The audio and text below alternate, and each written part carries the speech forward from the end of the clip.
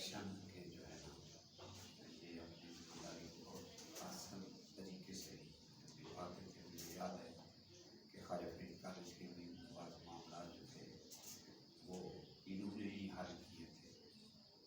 ان کے ساتھ ہمارے اور بھی دوست بیٹھے ہیں.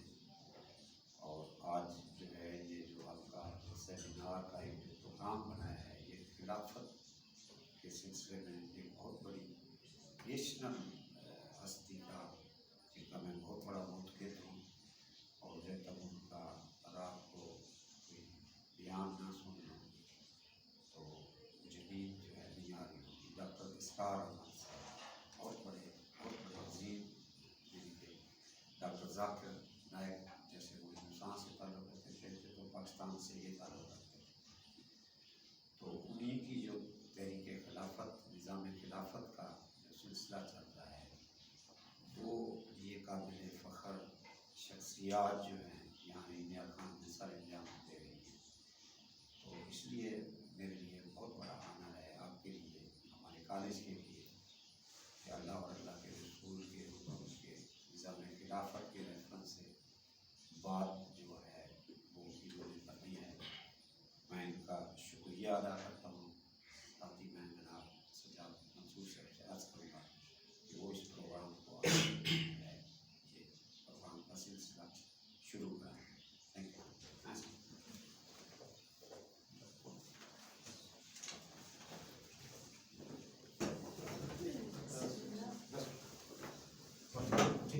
سر ادھر دیکھیے پلیز مزہ آئے گا سامنے سے.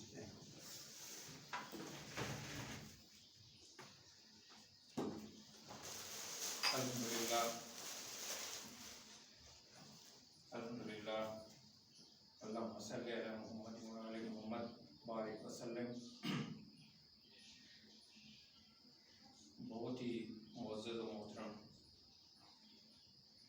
پروفیسر رفیق لغاری صاحب، جناب سہیل خورشید صاحب، پروفیسر عبداللہ بن مقصود صاحب اور جناب جاوید صاحب،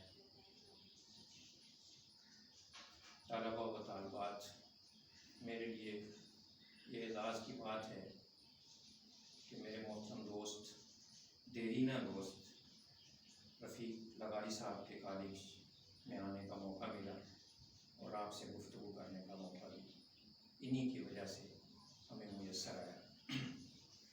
عزیز طلباء، اس سے پہلے کہ میں اپنی گفتگو کا آغاز کروں اس کی اہمیت میں آپ کے سامنے پیش کرتا ہوں. اور بیٹے یاد رکھیے، جب بھی ہم کوئی حدیث مبارکہ پڑھتے ہیں یا سنتے ہیں ہمیں اس پر مکمل اعتماد ہونا چاہیے. اپنے دلوں کے اندر شک کا آنا اس کے سننے کے بعد یہ ہماری ایمان کی کمزوری ہو بلکہ ہمارے ایمان کی خرابی ہو. اس لیے جو بھی حدیث مبارکہ کلام اللہ اور حدیث مبارکہ ہم سن لیں اس پر صدق دل سے یقین ہونا چاہیے. جیسے کسی چیز کو ہم اپنی آنکھوں سے دیکھ رہے ہیں. جب تک یہ یقین پیدا نہیں ہوگا بیٹے بات آگے نہیں بڑھے. جس طرح کہ قرآن کے آغاز ہی میں ایمان بالغیب کا تذکرہ ہے، اگر کہیں فرشتوں کا تذکرہ ہو رہا ہے، کہیں قیامت اور دوزخ کا ذکر ہو رہا ہے، کہیں اچھائیاں اور برائیاں ہمیں بتائی جا رہی ہیں، تو ان کے بارے میں جو کچھ قرآن کہتا ہے اور جو کچھ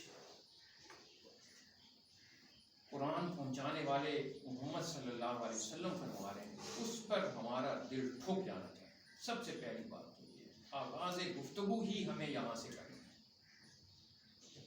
تو میں یہاں ہم بیٹھے ہیں تو اس کی فضیلت سمجھیے. تو رسول اللہ صلی اللہ علیہ وسلم فرماتے ہیں ہم ایک خاص مقصد کے لیے یہاں آئے ہیں. آپ جانتے ہیں آپ بھی کسی خاص مقصد کی چند باتیں سننے کے لیے یہاں تشریف فرمائیں. تو اللہ کے رسول صلی اللہ علیہ وسلم ایسی مجلس کے بارے میں فرماتے ہیں کہ اللہ کو یاد کرنے والے جماعت کے لوگ جو اخلاص کے ساتھ، یاد رکھیے، جو اخلاص کے ساتھ اللہ کو یاد کر رہے ہوں، ایک پکارنے والا آواز دیتا ہے، آسمانوں سے آواز آتی ہے، اللہ نے تمہاری مغفرت کر دی. اور تمہاری برائیوں کو نیکیوں سے بدل دے۔ یہ اس مجلس کی اہمیت آپ کے ذہن میں ہونی چاہیے۔ ایک اور حدیث میں رسول اللہ صلی اللہ علیہ وسلم نے ارشاد فرمایا، جب کوئی قوم کسی مجلس میں بیٹھ کر اللہ کا ذکر کرتی ہے تو ملائکہ اس کو گھیر لیتی ہے اور اللہ کی رحمت ان کو ڈھانپ لیتی ہے، اور اللہ تعالیٰ اپنی پاک مجلس میں ان لوگوں کا ذکر فرماتا ہے۔ حضرت عبادہ بن صامت رضی اللہ تعالیٰ ارشاد فرماتے ہیں کہ رسول اللہ صلی اللہ علیہ وسلم نے ارشاد فرمایا، یہ حدیث قدسی ہے، یاد رکھیے آپ، ماشاءاللہ سب لا کے اسٹوڈنٹ ہیں، آپ جانتے ہوں گے کہ حدیث قدسی کیا ہے۔ ان کا فرمان ہے کہ اللہ تعالیٰ یہ فرمان نقل کرتے ہیں کہ میری محبت ان لوگوں کے لیے واجب ہو گئی ہے جو میری وجہ سے ایک دوسرے کی خیر خواہی کرتے ہیں، اور میری محبت ان لوگوں کے لیے واجب ہے جو میری وجہ سے ایک دوسرے پر خرچ کرتے ہیں۔ قیامت کے دن وہ نور کے ممبروں پر ہوں گے، اور ان کے خاص مرتبے کی وجہ سے انبیاء اور صدیقین ان پر رشک کریں گے۔ حضرت ابن عباس سے ایک اور روایت سن لیجیے۔ سے روایت ہے کہ رسول اللہ صلی اللہ علیہ وسلم نے ارشاد فرمایا، بے شک قیامت کے دن اللہ کے کچھ بندے اللہ کے ہم نشین ہوں گے۔ آپ ذرا تصور کیجئے، قیامت کا دن ہے اور کچھ بندے اللہ کے ہم نشین ہوں گے جو عرش کے دائیں جانب ہوں گے، اللہ کے دونوں ہاتھ دائیں ہاتھ ہیں، وہ نور کے ممبروں پر ہوں گے، ان کے چہرے نور کے ہوں گے، وہ نہ شہید ہوں گے نہ صدیقین میں سے ہوں گے۔ عرض کیا، یا رسول اللہ وہ کون ہوں گے؟ اللہ کے رسول صلی اللہ علیہ وسلم نے ارشاد فرمایا، یہ وہ لوگ ہوں گے جو اللہ کی عظمت و جلال کی وجہ سے ایک دوسرے سے محبت رکھتے ہیں۔ یاد رکھیے، صرف اللہ کے لیے ملنا۔ ہم تو کسی کے پاس چلے جائیں تو وہ پوچھتے ہیں کس لیے آئے ہو، ان سے کہہ دیں نا کہ جناب کوئی آپ کو دعوت دینے آئے ہیں کسی درس قرآن کی، کسی درس حدیث کی، تو وہ سمجھتے شاید یہ فارغ لوگ ہیں، لیکن ہمیں یقین ہے کہ وہ اللہ تعالیٰ نے وہ اجر جو ان حدیث میں بیان فرمایا ہے ہمارے لیے محفوظ کر دیا۔ اب قرآن کے حوالے سے میں آپ کو چند باتیں آپ کے سامنے عرض کروں گا۔ ہمارے محترم استاد ڈاکٹر اسرار صاحب فرمایا کرتے تھے، قرآن کے 5 حقوق ہیں، ان کو اچھی طرح یاد کر لیجیے، زبانی ازبر کر لیجیے۔ سب سے پہلے تو بہت 4-5 حقوق تو ہم اچھی طرح جانتے ہیں، 4 حقوق تو ہمیں سب کو اچھی طرح ازبر ہیں آلریڈی۔ قرآن پر ایمان لایا جائے، ہم اس وقت تک مسلمان ہی نہیں ہو سکتے جب تک قرآن پر ایمان نہ لائیں کہ یہ اللہ کی کتاب ہے۔ دوسرا یہ ہے کہ اس کی تلاوت بھی کرتے ہیں، اکثر و بیشتر لوگ کرتے ہیں، اس کو سمجھا جائے۔ یہ کچھ ذرا اس میں ریشو کم ہے، تلاوت کرنے کی ریشو زیادہ ہے، سمجھنے کی ریشو بہت کم ہے، لیکن بہرحال کچھ لوگ اس کو بھی ضروری سمجھتے ہیں، اس کو سمجھا جائے۔ پھر اس پر عمل کرنے والے کتنے ہیں، اگلا حق ہے اس کا، اس پر عمل کیا جائے۔ یہ تعداد پھر کچھ اور کم ہو جاتی ہے اس پر عمل کرنے کی۔ پھر اس کے بعد ایک اور حق ہے کہ قرآن کو دوسروں تک پہنچایا ہے، اس کی ریشو کچھ اور کم ہو جاتی ہے۔ اب دیکھیے، یہ اوپر سے شروع ہوتا ہے نیچے تک، پہلے ایمان لایا جائے، اس کی تلاوت کی جائے، ایمان تو ہم سب لاتے ہیں الحمدللہ۔ تلاوت کرنے والے کچھ کام ہو جاتے ہیں جو روٹین سے تلاوت کرتے ہیں، پھر سمجھنے والے اور کام ہو جاتے ہیں، اور پھر اس سے عمل کرنے والے تو آپ کو پتہ ہی ہے، آپ جانتے ہیں، ہم بھی اسی معاشرے میں رہتے ہیں، آپ بھی اسی معاشرے کے لوگ ہیں، اس پر کتنے کم لوگ ہیں عمل کرنے والے۔ پھر دوسروں تک پہنچانا، یہ کتنے % باقی رہ گئے۔ اور پھر اس کے نظام کو، جو کہ ہمارے ذہنوں میں ہے ہی نہیں، خاص طور پر مذہبی طبقے کے ذہنوں میں بھی یہ بات نہیں ہے کہ اس قرآن کے نظام کو دوسروں تک پہنچایا جائے اور اس کو نافذ کیا جائے۔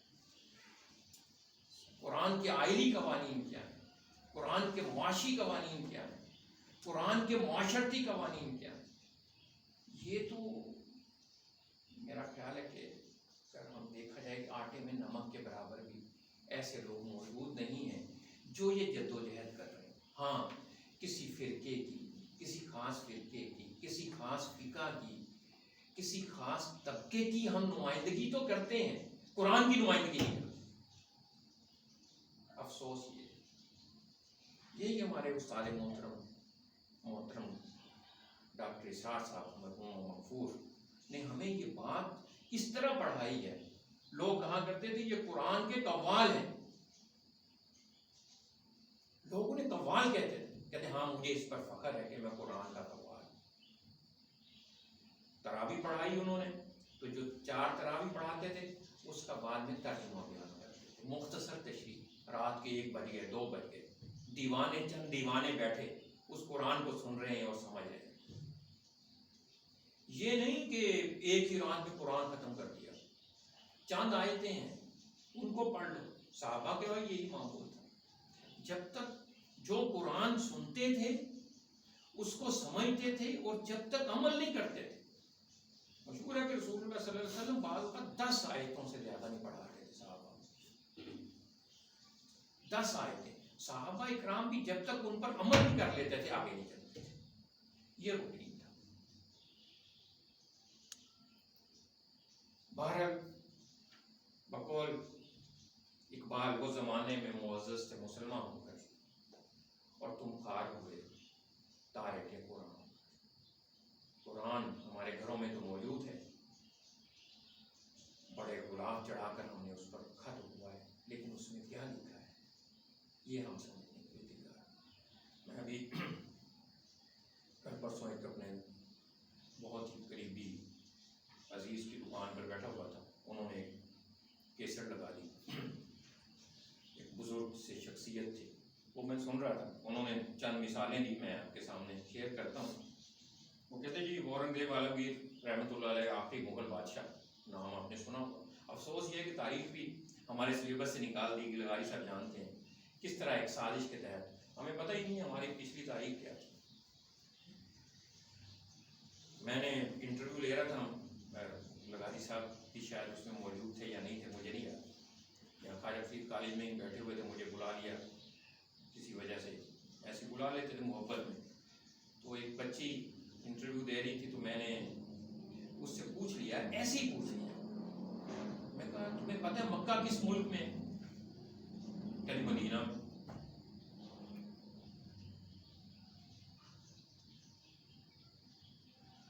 میں نے اس سے پوچھا، میں کہا مدینہ آخر ایک شہر ہے، آپ کو پتہ ہے؟ اس کے بعد میں نے اس سے یہ پوچھا، اس کو نہیں پتا تھا، اور وہ ایم اے کر کے آئی ہوئی تھی وہ بچی، اور کالج میں پڑھانا چاہتی تھی۔ میں آپ کو کہانی نہیں سنا رہا، میں کوئی پرانی بات نہیں سنا رہا، میرا خیال ہے 2 سے 3 سال پہلے کی بات ہے، یہاں جب یہ سی ٹی آئی وغیرہ بھرتی ہوتے تھے یا شام کی کلاس کے یہ بھرتی کی جاتی تھی، اس وقت کی بات ہے۔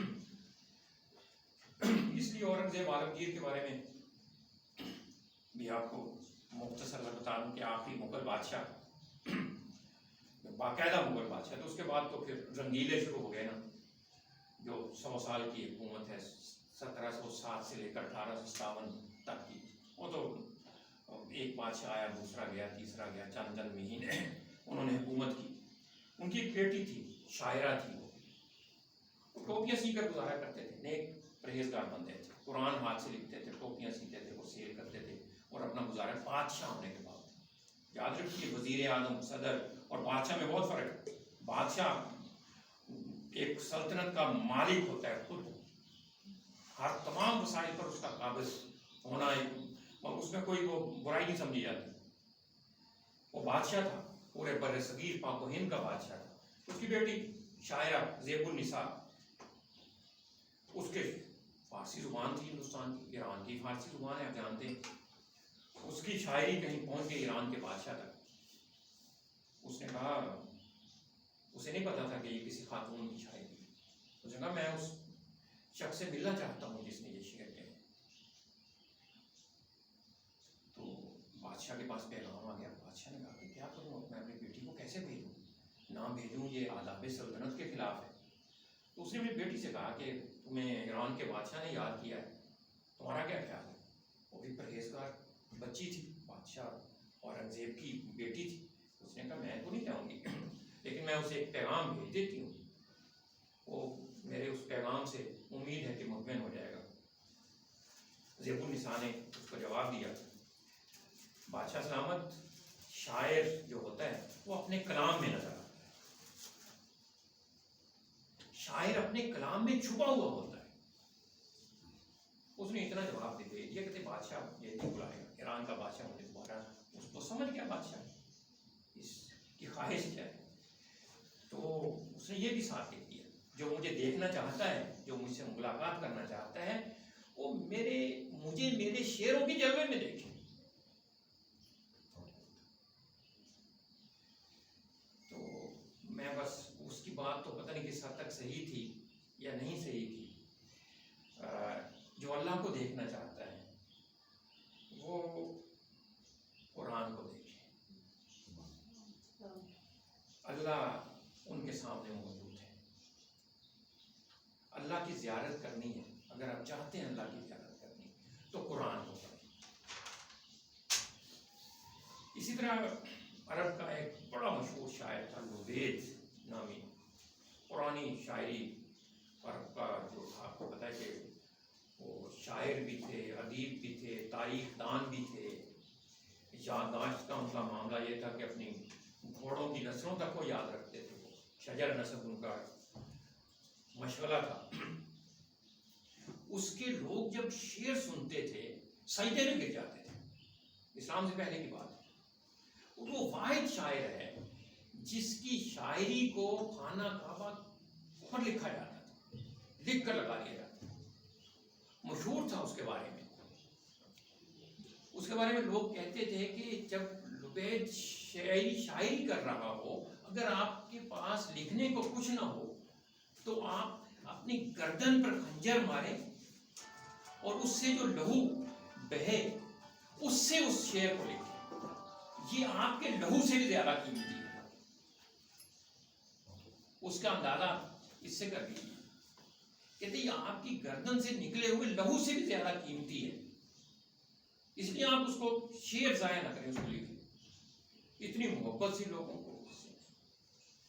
وہ مسلمان ہو گئے, اسلام کے فوراً پہلے تھے, اور شاید حضرت عمر کا زمانہ تھا, اسلام قبول کر لیا. تو حضرت عمر نے ایک دفعہ ان سے کہا, لبید یار کچھ شعر اپنے پرانے زمانے کے وہ تو سناؤ. ان کی آنکھوں میں آنسو آ گئے. وہ کہتا, بھائی سورہ بقرہ اور سورہ آل عمران کے بعد کیسی شاعری. اس کے بعد اس نے اسلام لانے کے بعد کوئی شعر نہیں کہا. لیکن ہم پڑھتے ہیں, ہم پر تو کوئی اثر نہیں ہوتا. سورہ بقرہ بھی ہم روز پڑھتے ہیں, سورہ آل عمران پڑھنے کا بھی اتفاق ہمیں ہوتا رہتا ہے. افسوس یہ کہ بیٹے ہم نے قرآن کو بحث اور مناظرے کی کتاب بنا دیا. ہم اس میں اپنی مطلب کے مسئلے ڈھونڈتے ہیں, اپنے مطلب کی باتیں ڈھونڈتے ہیں, یا اپنے مطلب کا کوئی حل ڈھونڈتے ہیں. یہ کتاب نہ تو تاریخ کی کتاب ہے, ہمیں واقعات ضرور ملتے ہیں, اور نہ یہ مناظرے کی کتاب ہے. یہ تو بیٹے کتاب ہدایت ہے, یہ یاد دہانی کی کتاب ہے. یہ تو اندھوں کو بینا کر دینے والی کتاب ہے. دلوں کے اندھے جو ہوتے ہیں, دلوں کے اندھے, یہ کتاب ان کو بینا کرتی ہے. تو اس کو جب بھی ہم اس کی تلاوت کریں تو ہمارا طریقہ کار ہے, ہم باوضو ہوتے ہیں اور اکثر و بیشتر قبلہ رو ہو کر بیٹھتے ہیں, اور اس کو ٹھہر ٹھہر کر پڑھیں, اس کی تلاوت کریں ٹھہر ٹھہر کر, تاکہ یہ آپ کے دل میں اترتا چلا جائے. اور اس کے الفاظ کی اپنی ایک تاثیر ہے, کوئی شک نہیں, اس کے الفاظ کی تاثیر ہے. اور ہمارے رسول اللہ صلی اللہ علیہ وسلم کے فرمان کے مطابق ایک ایک حرف کی 10 نیکیاں ہمیں ملنے والی ہیں. الف لام میم کے 3 حروف ہیں, یہ 30 نیکیاں ہمیں ملنے والی ہیں. لیکن کہتے ہیں نیکیوں کے پہاڑ تو ہم جمع کر رہے ہیں، اس نیکیوں کے پہاڑ تو ہمیں مل جائیں گے، ہدایت کہاں سے آئے گی اگر اس کو سمجھو گے، اس پر عمل نہیں کرو گے تو ہدایت تو ہمیں نہیں آئے گی۔ اس کا ختم کرنا مقصد نہیں ہے، مقصد اس پر عمل کرنا ہے، اس کے نظام کو نافذ کرنا ہے۔ اس کی بات بھی پروفیسر صاحب فرما رہے تھے کہ وہ نظام خلافت ہے، وہ کیسے آئے گا، اس کا عملی نمونہ کیا ہوگا، کہاں سے ہمیں اس کا فارمولہ ملے گا؟ یہ تو قرآن ہمیں فارمولہ دیتا ہے، اور وہ طریقہ انقلاب کیا ہے وہ تو رسول اللہ کی سیرت دیتی ہے نا، صلی اللہ علیہ وسلم۔ دیکھیے رسول پاک صلی اللہ علیہ وسلم کا کمال یہ بھی تھا، ان کی زندگی پوری با کمال ہے، کوئی شک نہیں، لیکن ایک یہ اضافی کمال تھا جس کی طرف ہماری توجہ نہیں ہے کہ ہزاروں قرآن، چلتے پھرتے قرآن ہمیں مدینہ کی گلیوں میں نظر آتے ہیں، صحابہ اکرام کی صورت میں ہزاروں چلتے پھرتے قرآن ہمیں حجاز کی سرزمین پر نظر آتے ہیں۔ اس پر ہم نے کبھی غور نہیں کیا، کیا قرآن کو صرف پڑھ کر چھوڑ دیا جائے یا خود عمل کر کے چھوڑ دیا جائے، سمجھ لیا جائے اس مناظرے کے لیے، اپنے فقہ کی سپورٹ کے لیے؟ کیا ابھی آپ نے چند سالوں میں عدالتوں میں جانا ہے، کیا قرآن کوئی قانون نہیں دیتا؟ کوئی دیوانی قانون نہیں ہے قرآن کا، کوئی فوجداری قانون نہیں ہے قرآن کا، کوئی وراثت کا قانون قرآن نے نہیں دیا؟ اس پر ہماری توجہ کب ہوگی؟ وہ وراثت کا قانون جس میں ہماری حیات ہے، وہ آئلی قانون جس میں ہماری خاندانی زندگی پوشیدہ ہے، وہ معاشی قانون جو اونچ نیچ کی سطح کو ختم کرتا ہے، وہ بیٹے ہمیں کہاں سے ملے گا؟ وہ قرآن سے ملے گا، رسول اللہ صلی اللہ علیہ وسلم کی سیرت سے ملے گا، صحابہ اکرام کے طریقے سے ملے گا۔ اس کی طرف ہمیں توجہ کرنی چاہیے۔ حضرت عبداللہ بن مسعود فرماتے ہیں ایک جگہ پر، قرآن عمل کی کتاب ہے لیکن ہم نے اسے پڑھنے کی کتاب بنا دی ہے۔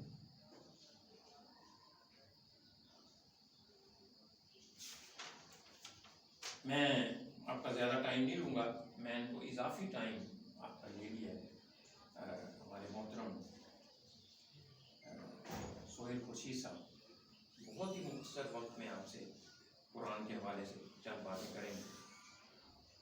بہرحال میں اس اقبال کے اس شعر کے ساتھ، جو عاشق قرآن ہے، جو عاشق رسول اللہ صلی اللہ علیہ وسلم ہے، انہوں نے ہی بیٹے یہ سب سے پہلے برے صغیر پامپین میں شاید کہہ رہا ہوں کہ اقامت دین کی جد و جہد کا آغاز کرنے کا عندیہ حضرت علامہ اقبال مرحوم نے سب سے پہلے دیا۔ یہ نظام ہے بھائی، یہ کوئی جامد کتاب نہیں ہے قرآن، یہ جامد نظام نہیں ہے قرآن اسلام، یہ قیامت تک کے لیے ہے۔ وہی کہتے ہیں تیرے ضمیر پر جب تک نہ ہو نزول کتاب، تیرے ضمیر پہ جب تک نہ ہو نزول قرآن، گرا کشا ہے ناراضی نہ صاحب کشاف۔ ایک اور جگہ فرماتے ہیں یہ راز کسی کو نہیں معلوم کہ مومن قاری نظر آتا ہے حقیقت میں ہے قرآن۔ شکریہ جناب، بہت مہربانی۔ میں دعوت دیتا ہوں جناب سہیل خورشید صاحب کو کہ آپ سے خطاب کریں۔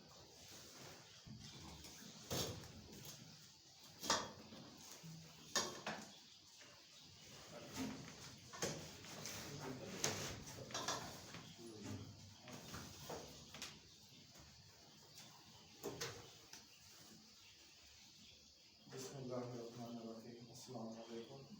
میں تھوڑا سا تعارف اپنا کرا دوں۔ میں نے M S C physics study کیا تھا سندھ یونیورسٹی سے، اس کے بعد میری لائف زیادہ تر رہی ہے، میں آپریشن انجینئرنگ ڈپارٹمنٹ ہوتے ہیں انڈسٹری میں، جو انڈسٹری کو چلاتے اور رن کرتے ہیں۔ 14 سال 7 سال تک پاکستان میں، 7 साल तक सऊदी गवर्नमेंट के साथ जो पाकिस्तान आए तो डॉक्टर साहब से मुलाकात हुई। उसमें सऊदी अरब में रह कर मैंने कुरान की एक आयत है कि हमने कुरान को समझने के लिए आसान बनाया। मैंने वहाँ देखी उनकी अरबी होती है अपनी, मतलब उनसे वास्ता पड़ता था रोज़, उनके मतलब ये कि साइन बोर्ड्स होते थे, अखबार होते थे अरबी। तो मैंने देखा तो कुरान में अरबी पढ़ते हैं वो तो हमारी समझ में आ जाती, ये समझ में नहीं आती। तो ये कुरान की आयत तो सच्ची है कि हमने कुरान समझने के लिए आसान बनाया उन लोगों के लिए भी जो अरबी नहीं समझते। तो कोशिश करेंगे मतलब इसको ना समझ कर पढ़ने की कोशिश करें जिस तरह बात रखी गई। फिर डॉक्टर साहब ने मतलब हमें कुरान गाली में मतलब हम गए हैं उनके साथ, उनकी शागिर्दी में। तो मतलब ये डॉक्टर साहब हमें कहते थे कि मतलब ये बूढ़े तोते हैं जिन्हें पढ़ाना पड़ता है, बड़ी उम्र के लोग हैं। देखिए आप सल्लल्लाहु अलैहि वसल्लम ने भी यही फरमाया कि इल्म हासिल करो माँ की गोद से लेकर कब्र की गोद तक। कुरान का इंसान हर उम्र में तालिब इल्म भी रहता है, चाहे वो 10 साल का बच्चा हो, चाहे वो 70 साल का बूढ़ा हो, तो तालिब इल्म ही है। डॉक्टर साहब भी आखिरी उम्र में भी अपने यही कहते थे कि मैं कुरान में तालिब इल्म हूँ। तो अल्लाह ताला हम सबको कुरान मजीद का सही मानने में तालिब इल्म बनाया। इसी हवाले से मैं जो एक आपके सामने पॉइंट रख रहा हूँ, बड़ा अहम पॉइंट है कि इंसान की ज़िंदगी का मकसद क्या होना चाहिए। हम आज थोड़ा सा कुरान की आयत की रोशनी में दीन इस्लाम को समझेंगे, उसके बाद ये देखेंगे कि आप सल्लल्लाहु अलैहि वसल्लम की ज़िंदगी मतलब हमारे 3 हिस्से बयान किए। एक ही कि उसमें बहुत मतलब सॉलिड है और आसान फहम है, मतलब ये दीन पर सबसे पहले खुद अमल करना, दीन इस्लाम पर मतलब आप उसकी स्टडी करें, मुताला करें। क़यामत के दिन आप ये उज़्र नहीं पेश कर सकेंगे कि मुझे मुताला नहीं था, मुझे मालूम नहीं था। इल्म हासिल करना फ़र्ज़ है, उसी तरह मतलब ये कि जिस तरह नमाज फ़र्ज़ है। हमें ये जानना है कि मतलब ये कि दीन इस्लाम हमसे क्या मुतालबा करता है, कुरान हमसे क्या मुतालबा कर रहा है। नंबर 2, दीन को फिर दूसरों तक पहुँचाना, जिस तरह कुरान कहता है, हुक्म देता है कि तुम अमर मारूफ करो, नहीं यानी मुनकर करो।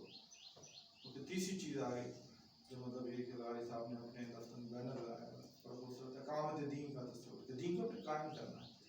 हम देखते हैं अदालतों में आज भी दुख होता है कि फैसला हो रहा है जनाब जी अंग्रेज़ के फलां कानून के तहत जी ये फैसला किया जाता है। क्या कुरान में ये फैसले मौजूद नहीं थे, बयान की गई। सहाबा कराम तो कुरान के साथ फैसले करते हैं। तो मुझे बड़ी हैरत होती है कि सऊदी अरब में मतलब इंसान में रहा, वहाँ जराइम की शरह आज भी दुनिया में सबसे कम है। और वजह वही है मतलब ये कि अपना एक दफ़ा शाह फैसल अमरीका गए, उन्हें सहाफ़ियों ने घेर लिया कि आपके अंदर इतना ये बेदर्द कानून है, मतलब आप जो हैं कातिल का सर काट के वो फेंकते हैं, जनाब जी आप जो हैं वो हैं। वो सुनते रहे उन सहाफ़ियों की बातें बड़ी गौर से। तो उन्होंने फरमाया कि आपके एक साल में अमेरिका में कितने कत्ल हुए हैं। उन्होंने तादाद मतलब 40-50,000 के करीब थे। उन्होंने कहा मेरे पूरे सऊदी अरब में एरिया है आपके बराबर ही है, सिर्फ 2 कत्ल हुए। मैं दोनों कातिलों को भी जानता हूँ, उनको भी जानता हूँ जिन्होंने कत्ल किए। हमने कातिल को सजाए मौत दी, लोगों को महफूज कर दिया।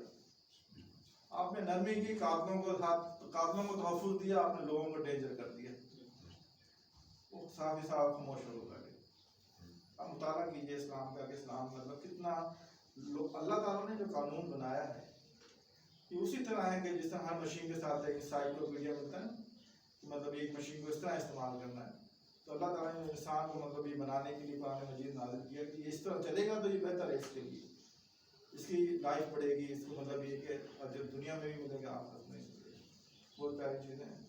तो दीन इस्लाम की 3 चीज़ें हमारे सामने आई, दीन पर खुद अमल करना, उसको दूसरों तक पहुँचाना और फिर उसको बिलफेल कायम करना। हम चाहते हैं कि मतलब अदालतों में फैसला हो कि जी ये कुरान की फलां आयत के तहत ये फैसला किया जाता है, ये अल्लाह का हुक्म है। और उसको आप देखेंगे कि मतलब ये कि उसमें क्या है कि जिसके खिलाफ फैसला किया जा रहा है वो भी कबूल करेगा, उसको दिल की गहराई से कबूल करेगा कि ये अल्लाह का फैसला है मेरे लिए। आजकल तो हम वो जिस तरह बाहर निकलते हैं जिसके खिलाफ फैसला होता है वो अपनी दुश्मनी ले लेता है कि जो मैं तो जिसको कत्ल कर दूंगा, मेरे खिलाफ फैसला आ गया। इसलिए कबूल नहीं करता कि इंसानी बनाए हुए कवानीन है। औज़ु बिल्लाहि मिनश शैतानिर रजीम, बिस्मिल्लाहिर रहमानिर रहीम। जब हम दीन की बात करते हैं तो मतलब ये कि कुरान मजीद और सुन्नत मतलब इसकी मेन माखिज़ हैं, मतलब ये कि हमें इस पर इसका मुताला करना चाहिए और अमल करना चाहिए।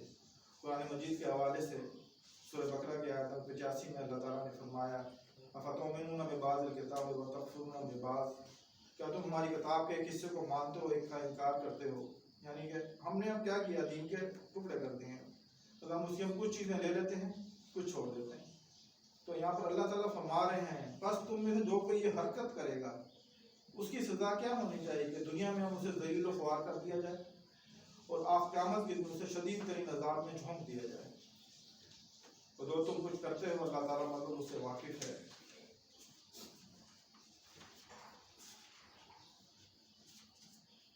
اسی چیز کو مطلب یہ کہ حدیث میں مطلب آپ صلی اللہ علیہ وسلم نے جس طرح اسلام کے بارے میں مطلب فرمایا بنی الاسلام علی خمس، کہ اسلام کی بنیاد 5 چیزوں پر ہے، جس طرح ہم پتہ ہے مطلب شہادت، توحید، مطلب نماز، زکوٰۃ، حج اور مطلب یہ صوم رمضان، اور یہ تمام چیزوں پر عمل کرنا مطلب ہم پر فرض ہے۔ اس کے علاوہ مطلب اور چیزیں ہیں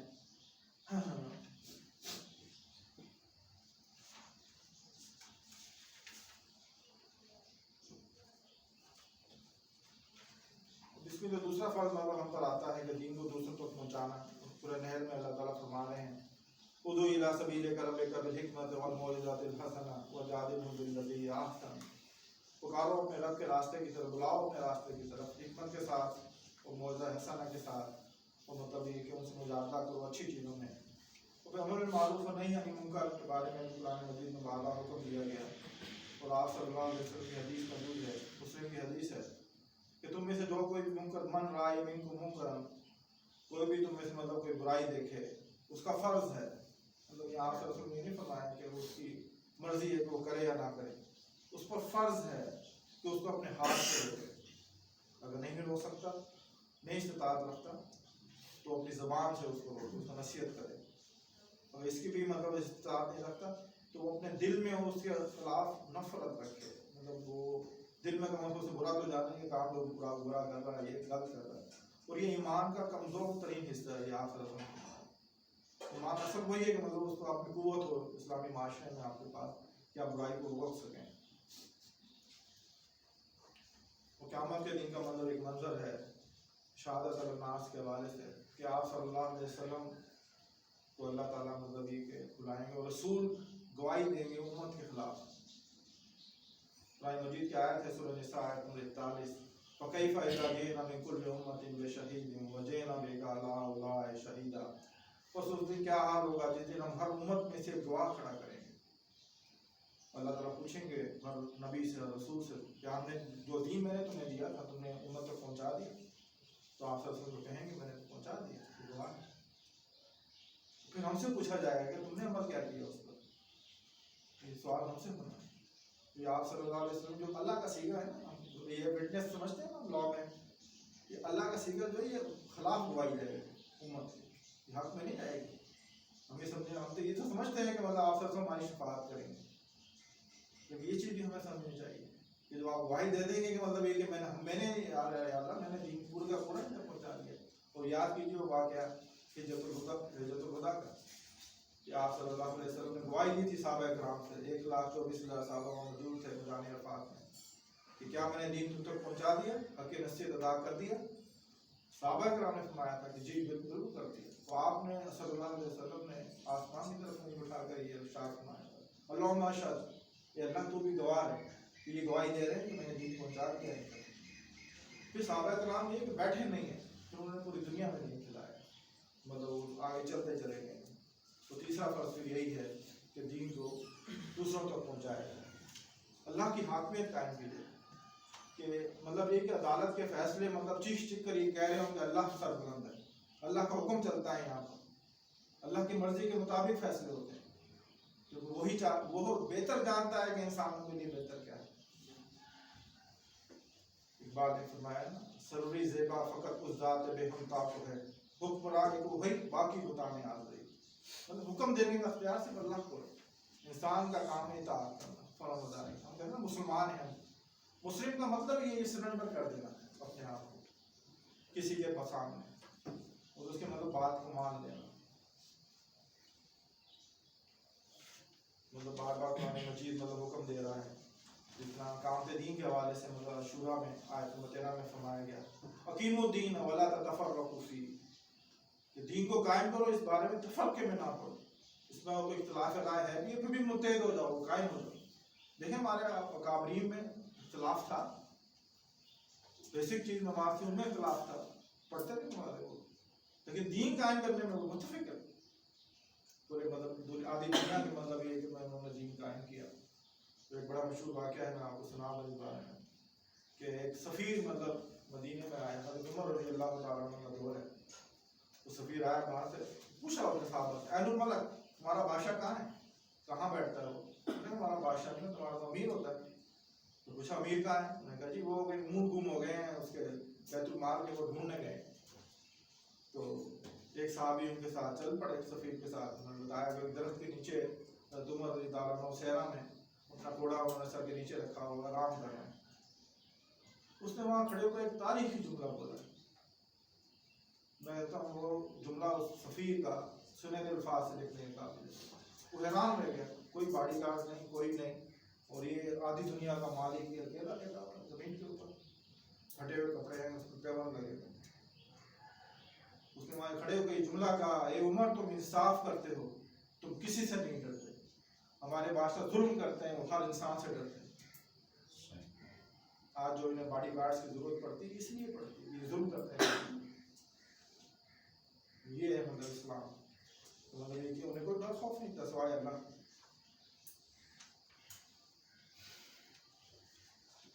इसी तरह मतलब पिछली उम्मत को भी मतलब अल्लाह ताला ने फरमाया कुरान मजीद में सूरह अल-माइदा में, कुल या अहलल किताब लस्तुम अला शैइन हत्ता युकीमुत तौरात वल इंजील वमा उनज़िला अलैकुम मिन रब्बिकुम, अहले किताब तुम्हारी कोई हैसियत नहीं अल्लाह के नज़दीक, हत्ता तुकीमुत तौरात, जब तक तुम तौरात को कायम ना कर दो। यही अगर यहाँ से तौरात को निकाल को कुरान लगा दिया जाए, अल्लाह ताला फरमा रहे, हमसे भी फरमा रहे हैं, अहले किताब में भी किताब दी गई ना, अहले किताब तुम्हारी कोई हैसियत नहीं अल्लाह के नज़दीक जब तक तुम कुरान को नाफिज ना कर दो, हत्ता तुकीमुत कुरान, उसके क़वानीन को नाफिज ना कर दिया जाए। ये है ज़िंदगी का मकसद जो इंसान को होना चाहिए।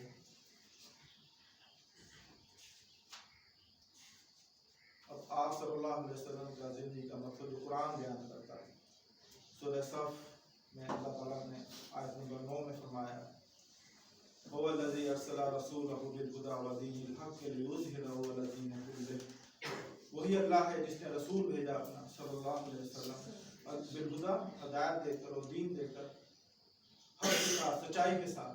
क्यों भेजा? लियुज़हिरहु अला दीनि कुल्लिहि, ताकि ये तमाम दीनों के ऊपर नाफिज कर दिया जाए। दीन का लफ्ज़ कुरान मजीद में 3 मायने में आया है। सूरह फातिहा में बदले का मतलब है, बदला।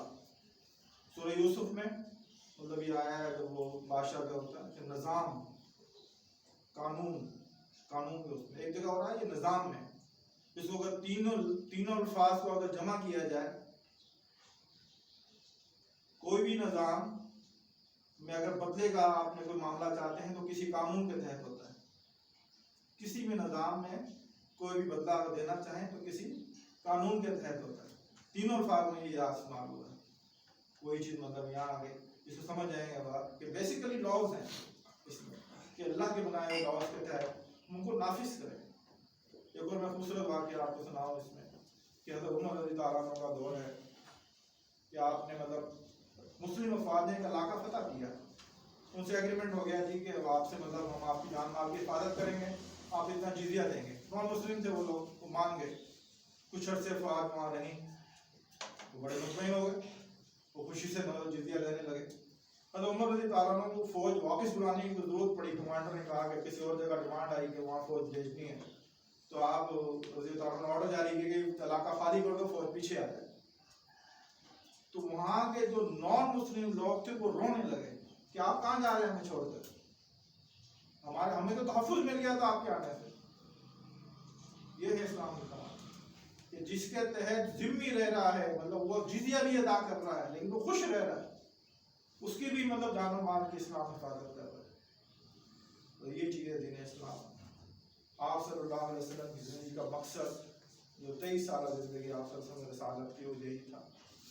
आप एक तसव्वुर कीजिए, आखिरी बात मैं कह रहा हूँ आप लोग, आप साथियों से, मैंने बड़े गौर के बाद ये चीज़ मतलब हासिल की है कुरान से कि देखें आप सल्लल्लाहु अलैहि वसल्लम के आखिरी अयाम में आप बीमार हैं,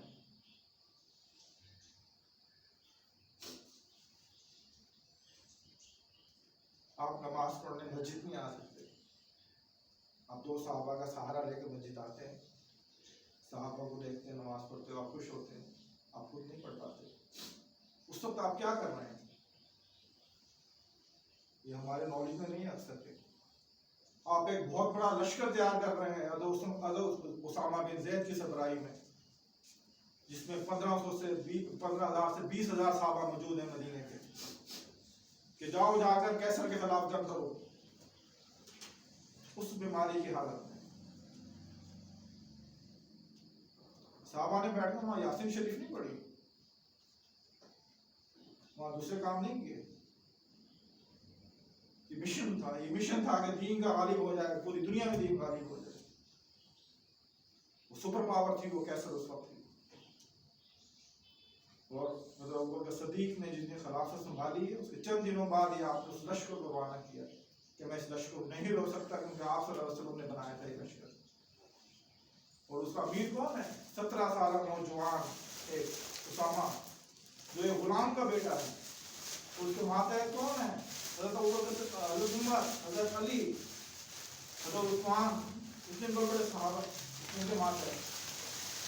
اسلام یہ سکھاتا ہے کہ مطلب اپنے امیر کی تعداد تو کوئی بھی لوگ تو اسے امیر بنا دیا گیا, مطلب یہ کہ وہ امیر ہے. آپ صلی اللہ علیہ وسلم بڑی خوبصورت حدیث ہے کہ من اطاع اللہ فقد اطاعنی, جس نے اللہ کی اطاعت کی اس نے میری اطاعت نہیں, سوری میں بھول گیا, جس نے میری اطاعت کی اس نے اللہ کی اطاعت کی, جس نے میرے بنائے ہوئے امیر کی اطاعت کی اس نے میری اطاعت کی. یہ چیزیں مطلب اسلام میں تو اللہ تعالیٰ ہمیں اپنی زندگی کا مقصد بنائے. مطلب کہتے ہیں نا انجینئر بن جاتے ہیں ہم, مطلب ڈاکٹر بن جائیں گے, وکیل بن جائیں گے, لیکن آپ صلی اللہ علیہ وسلم کی زندگی کا مقصد یہ تھا, صحابہ کرام کی زندگی کا مقصد یہ تھا کہ دین کو قائم کرنا. انہوں نے وہاں محل نہیں بنایا. وہ خوبصورت واقعہ میں آپ کو سنا دوں, اور یہ یقین کریں کہ یہ یہود کی کتابوں میں یہ واقعہ لکھا ہوا تھا, ان کی پرانی کتابوں میں. آپ پڑھیں گے حیران ہوں گے اس واقعے کو. فلسطین کا محاصرہ کیا گیا, اسلامی فوج نے جا کر محاصرہ کیا, تو یہودیوں نے انہیں اسٹیٹ فارورڈ کہا, جو اس وقت حاکم تھے وہاں کے, کہ جی ہماری کتابوں میں لکھا ہوا ہے کہ آپ کا ایک دریش بادشاہ آئے گا, اسے ہم چابیاں دے دیں گے, وہ فتح کرے گا, اس کو آپ بلا لیں. تو جو وہاں جنرل تھے ان کے ذہن میں فوراً ایک کلک آیا, کہتے ہیں یار یہ تو حضرت عمر رضی اللہ عنہ کی طرف اشارہ ہے, ان سے بڑا درویش کون ہوگا. انہوں نے فوراً گھوڑا بڑھایا, نہ بھیجا نہ مدینے. یہ بات ہے, مدینے سے آپ حضرت عمر چل رہے ہیں, ایک اونٹ ہے, اس پر اناج بھی ہے, ایک سوار بندہ اوپر بیٹھ سکتا ہے, اس کے ساتھ ایک غلام کو ساتھ لیا ہے.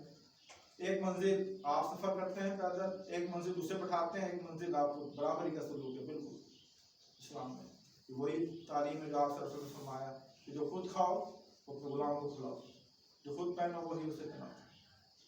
اب فلسطین قریب آ گیا, آپ کی چپل ٹوٹ گئی, آپ نے چپل ہاتھ میں پکڑی ہوئی ہے, غلام آپ کو کہہ رہا ہے کہ آپ جو اوپر بیٹھ جائیے اونٹ کے اوپر, میں پیدل چلتا ہوں تاکہ وہ لوگ تو نہ دیکھیں. نہیں تمہاری باری ہے, تم بیٹھو. ادھر سے فوج کے جنرل آ گیا, اسلامی فوج کا, جی آپ ذرا کپڑے بدل لیجیے اپنے, اتنے پیبند لگے ہیں اس میں, کوئی کپڑے کی ضرورت نہیں, تم چلو آگے. اس کو بھی حکم دے دیا. جا کے یہودیوں سے ملاقات کی, انہوں نے دیکھا کہ غلام اوپر بیٹھا, یہ نشانی نمبر 1, انہوں نے ٹک کیا اسے, چپل ٹوٹی ہوئی ہاتھ میں پکڑی ہوئی اسے ٹک کیا. ان کو جو پیبند تھے کپڑوں میں اس کو گن دیا انہوں نے. یہ اسلام مطلب انہوں نے دنیا میں کوئی مطلب وہ جمع نہیں کی دنیا کو, اللہ کی مشن کے لیے لگے. اللہ تعالیٰ ہمیں لگنے کی توفیق عطا فرمائے. دعا فرمائیں, دعا.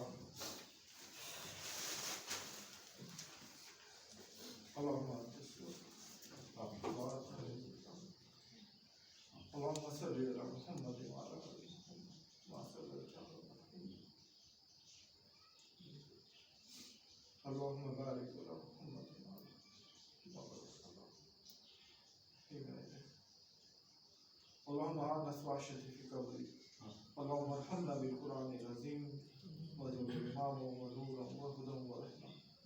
اللهم ذكرنا منه ما نسينا وعلمنا منه ما جهلنا وارزقنا تلاوته وآناء الليل وآناء النهار واجعله لحجتنا رب العالمين. یا ارحم الراحمین, ہمیں صراط مستقیم کا راستہ عطا فرما, وہ راستہ جو تجھے پسند ہے, अल्लाह हमसे वो काम ले जो तुझे पसंद है। या अल्लाह हमें तो अपनी रज़ा के मुताबिक ज़िंदगी गुजारने की तौफीक अता फरमा, हमारी रहनुमाई फरमा, हमें सीधे रास्ते पर चला और हमें जन्नतुल फिरदौस तक पहुँचा दे। या अल्लाह हमें शैतान उसकी ज़ुर्रियत से बचा ले और हमें जहन्नम और उसके अज़ाब से बचा ले। या अल्लाह हमारे लिए इस दुनिया की ज़िंदगी में भी अपनी रहमत शामिल फरमा, अपना फजल शामिल फरमा। या अल्लाह हम जन्नत में दाखिल नहीं हो सकते बगैर तेरे फजल के। या अल्लाह उस दिन भी हमें अपना फजल अता फरमा, अपनी रहमत नाज़िल फरमा। रब्बना तक़ब्बल मिन्ना इन्नका अंतस समीउल अलीम व तुब अलैना